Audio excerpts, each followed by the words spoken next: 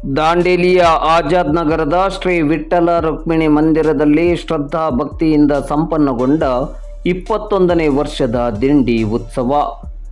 ದಾಂಡೇಲಿಯ ಆಜಾದ್ ನಗರದ ಶ್ರೀ ವಿಠ್ಠಲ ರುಕ್ಮಿಣಿ ಮಂದಿರದಲ್ಲಿ 21ನೇ ವರ್ಷದ ದಿಂಡಿ ಉತ್ಸವವು ಶ್ರದ್ಧಾ ಭಕ್ತಿಯಿಂದ ಇಂದು ಗುರುವಾರ ಸಂಜೆ 4 ಗಂಟೆ ಸುಮಾರಿಗೆ ಸಂಪನ್ನಗೊಂಡಿತು. ಧಾರವಾಡದ ಮದಿಹಾಳ ಊರಿನ ವಿಠ್ಠಲ್ ರಾವ್ ಎಸ್ ಕಾಟೇನವರ್ ಅವರ ನೇತೃತ್ವದಲ್ಲಿ ನಡೆದ ದಿಂಡಿ ಉತ್ಸವ ಕಾರ್ಯಕ್ರಮದಲ್ಲಿ ಇಂದು ಬುಧವಾರ ಬೆಳಗ್ಗಿನಿಂದಲೇ ವಿಶೇಷ ಪೂಜಾ ಕಾರ್ಯಕ್ರಮಗಳು ಜರುಗಿತು.